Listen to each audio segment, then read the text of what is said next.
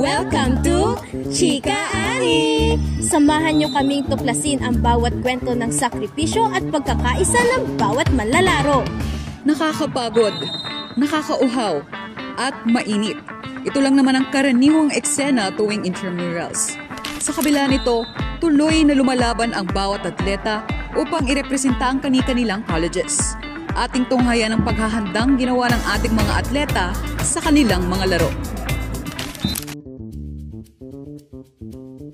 So ayun, yung mga essentials and necessities na ginawa ko for these MLBB intrams this year is just prayer lang po and matinding practice na rin nakasama ng mga kasama ko and syempre tiwala sa isa't isa. Mga essential necessities na need namin nung training kasi is yung mga extension tapos yung wifi na pinaka-need kasi ML yung lalaroan namin tapos pulbo kasi pasmado. Finger sleeve. Dala ko to lagi dahil pasmado kasi ako. Ayoko naman na makasira yun sa gameplay ng laro namin. Ang essentials po na dala ko po is tubig lang. Yes, para pag nauhaw ka, okay na. Yung dala naming mga essential is yung sarili namin na prepared po. Nag-antay po kami as a team na sobrang tagal and may pakita na yung College of Engineering and Technology is may maipapakita pong talent. Sports, sapatos, napaka-importante, and racket kasi yung laro ko is tennis. Ayun yung mga naging preparation ko. And syempre, natulog ng maaga and nag-training rin. Kasi actually last year ko na po ngayon.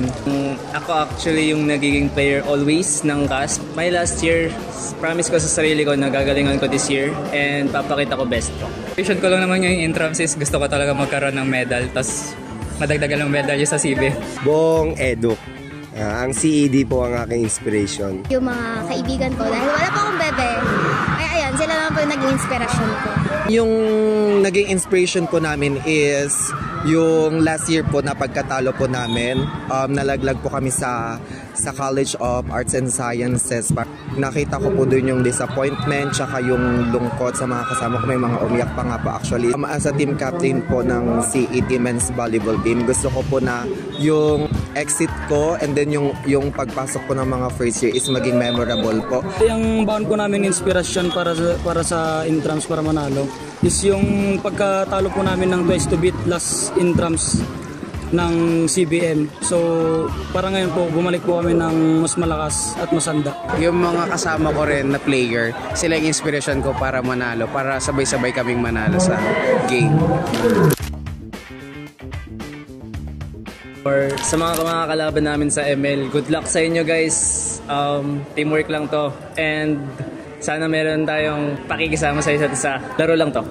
Good luck. Sa mga kalaban namin, enjoy lang yung laro. Pag sa laro, laban lang kung laban. Pero pag end naman ng game, friend naman po lahat. Enjoy and good luck sa lahat. Galingan nyo, ibigay nyo yung best nyo dahil bibigay din namin lahat ng best namin at lahat ng makakaya namin. Good luck and God bless. Po sa mga makakalaban namin, galingan nyo kasi mas gagalingan pa namin. Good luck and maglaro lang po tayo. I-enjoy lang po natin yung intramurals para po sa atin to. Iwasan natin yung mga away-away. Good luck sa atin. Bigyan natin ng magandang laban ng mga nanonood. At kung sino man ang deserve manalo, yun talaga yun. Galingan pa natin lalo and magpatuloy lang tayo sa kung anong gusto natin and sana maging malakas pa tayo.